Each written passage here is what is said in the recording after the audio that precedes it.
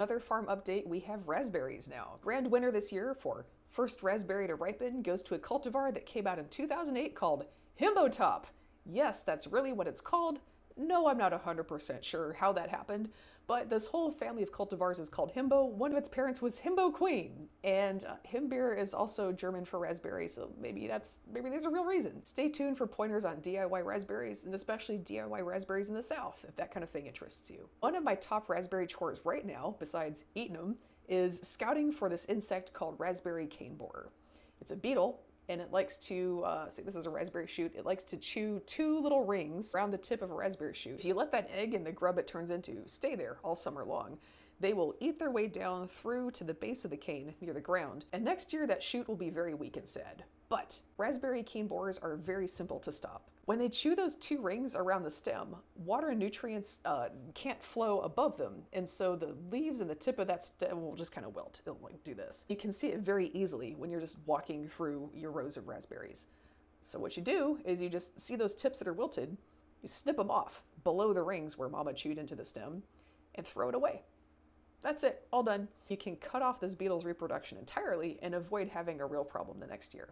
Raspberries are not a commercial crop for me at the moment. These are just so we have raspberries to eat. We have a young relative who's a little berry-eating goblin. Anybody with a small person in their life who is really into berries knows they can almost single-handedly put you in the poorhouse. So if you're gardening to raise your own food, especially if you're trying to save money on groceries, berries are one of my top recommendations just for financial reasons. This young relative has since moved off to school, so the raspberries are now all mine. The cool thing about raspberries is there are enough varieties with different seasons that if you plant some that fruit in spring, midsummer, and fall, at least here in our part of North Carolina, you can have berries basically from now through Thanksgiving or Christmas. Getting this kind of spread consistently through the year is an art form, and I spent a lot of my career in agriculture on the road.